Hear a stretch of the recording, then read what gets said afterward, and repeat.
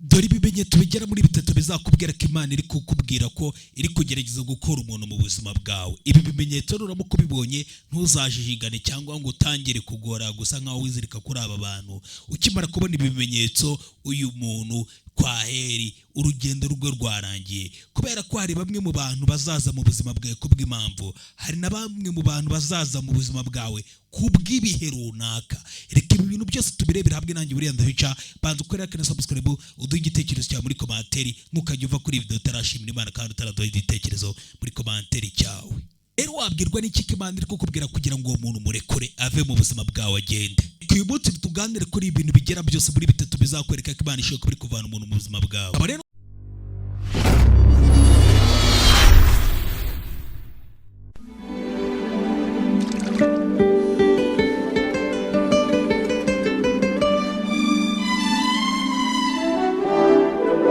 Bigoye, ariko rimwe na rimwe hari igihe aba ari uburyo Imana iri gukoresha bwo kugira ngo Imana ibashe kuba yakurinda, kandi ikakurinda ahubwo iri kukuyobora kugira ngo ahubwo ugere ku bintu bidasanzwe biri imbere iri kugutegurira. Ibi mbikubwire kubera ko Bibiliya yagiye itwereka inkuru nyinshi nk'izi ngizi. Imwe mu nkuru ya mbere tubanza kureberaho ya mbere ni inkuru ya Aburahamu na mwishywa we Loti. Ni bamwe mu bantu bagendeye hamwe, ndetse Imana ibaha umugisha bombi ku matungo bari bafite ndetse n'abagaragu. Ahangaha Imana yabahereye umugisha mu byo bari batunze, ariko nyuma yaho gatoya nibwo haje kugaragara impaka mu bakozi babo. Kandi icyo gihe Aburahamu ntabwo yashakaga intambara hagati ye n'umuvandimwe, nk'uwo yafataga nk'umuvandimwe we Loti. Ahangaha nibwo yahise abwira Loti, aramubwira ati ntabwo nshaka ibibazo, ahubwo wowe icyo nshaka aho uhitamo kujya genda jya hatandukanye n'ahawe.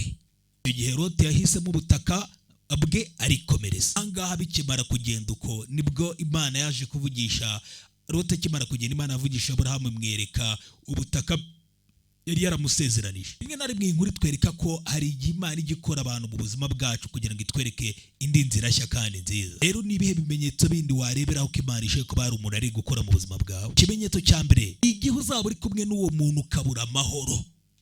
Imana kenshi ivugana natwe biciye mu mahoro, cyangwa se kuba wayabura. Ibyo byose nabyo biba ikimenyetso. Mu gihe umuntu rero akomeje kuba mu buzima bwawe, ushoboye kuba muri kumwe ukabura ubuza amahoro, umva ucitse intege, ntabwo utuje. Ibyo ngibyo ndagira nkubwire ngo ntabwo ari amarangamutima ari kuvugisha kuri wowe, ahubwo ni Imana iri kuvugana nawe, kuko Imana ituvugisha muri ubwo buryo, kuba amahoro ahari cyangwa se kuba amahoro yabuze. Iyo amahoro adahari rero biba bivuze ngo Imana iri kukubwira ngo nyamuneka ibyo bintu ntabwo ari byiza, ahunga. Ibyo byaba ikimenyetso kikubwira ko byanze bikunze yaba atari ikintu kimeze neza kiri aho ngaho mu gihe ubuze amahoro, kubera ko amahoro ni kimwe mu kimenyetso kigaragaza ko Imana iri aho hantu. Rero niba amahoro atari kugaragara kuri uwo muntu runaka muri kumwe, ikimenyetso udakwiriye kwirengagiza, kubera ko Imana ntabwo ishaka ko ukomeza kugendera muri ubwo buzima uremerewe n'imibanire cyangwa se ufite n'izo connections mbi cyane mu buzima, uri kumwe n'abo bantu babi. Umunsi uzumva muri wa muntu wawe, muri wowe ukumva ntabwo tuje kandi uri hafi y'uwo muntu,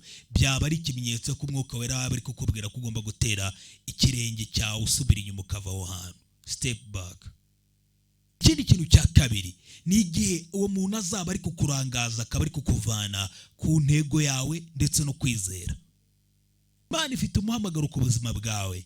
Ntabwo ari abantu bose mu buzima ubona bazagendana nawe muzagumana, oya. Niba hari umuntu mu buzima bwawe kano kanya uhora buri munsi ari kugusunika akakuvana mu byo Imana yaguhamagariye gukora, cyangwa se akaba ari guca intege umubano ufitanye n'Imana, ibyo ngibyo nakubwira ngo ni idarapo ritukura, red flag. Ahangaha ni ahantu ushiye kwisanga ubwawe uri gusimbuka igihe wajya gufata uri kubwe n'Imana, usa nkaho ntabwo ukiri kugiha Imana, ndetse utangiye no kugenda usuzugura na zimwe mu ndangagaciro mbere zo kubaha Imana wagenderagaho. Utangira kwitakariza icyizere nawe ugatangira kwiyoberwa. Ibyo ntabwo ari urukundo uzaba urimo, ibyo nta muntu ubwo ari ugukora pe. Niba hari umuntu mu buzima bwawe uzaza akazimya umucyo wari uri kumurika, itabaza ryari kumurika, itara ryari kumurikira muri wowe, aho kugira ngo ahubwo agufashe kuba ryarushaho kwaka kurushaho, Imana ishobora kuba yabiri kukubwira ngo nicyo gihe kugira ngo uve muri uwo muntu agende cyangwa uve muri ubwo buzima bwe. Ikimenyetso cya gatatu rero ari nacyo cya nyuma, igihe ubuzima buzakomeza kugenda bugutandukanya n'abo bantu paka.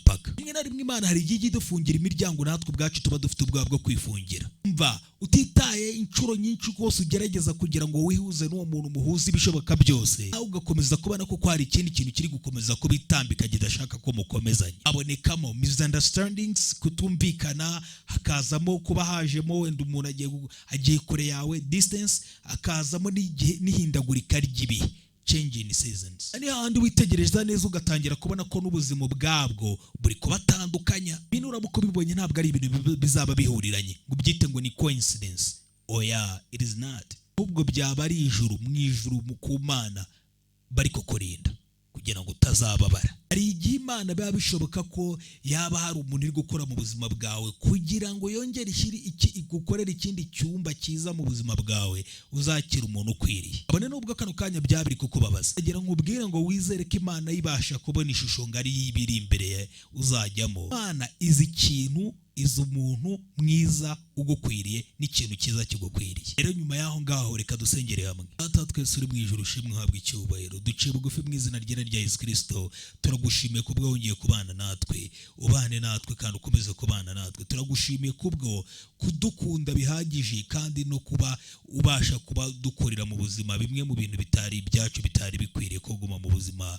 Gusaba kugira ngo ukore buri kintu cyose kishyire hejuru, cyose kukurwanya muri njye, mu mutima wanjye no mu mibereho yanjye. Maze umpa imbaraga zo kugira ngo mbashe kurekura abantu bose ushaka ko badaguma mu buzima bwanjye bagende. Maze umfashe kwizera umugambi wawe, umfashe kwizera, gukomeza kukwizera no mu gihe kibabaje, no mu gihe cy'akababaro, no mu gihe cy'intege nkeya. Maze wuzuze umutima wanjye amahoro no gusobanukirwa, utugotesha abantu, ungotesha abantu babasha kukunyegereza no kungumisha mu ijambo ryawe n'ubuntu n'imbabazi zawe. Kandi Mwami, umbabare gukiranirwa kwanjye kose n'ibyaha n'ibicumuro byanjye byose. Ibyo byose mbisengeye mu izina rya Yesu Kristo. Amen. Iyi video ivuganye nawe ikabikoze ku mutima wawe, ugenda utanditse amena kandi wandika umurongo wakora muri Bibiliya wawe uri kugufasha kano kanya. Hari undi muntu buzi kureba iki kiganiro kikaba cyamufasha n'abandi bose, imirongo iri kubafasha kano kanya muyishyiremo mu kandi na subscribe na like. Iki kiganiro kigira abantu babasha kuba cyahindura ubuzima bwabo.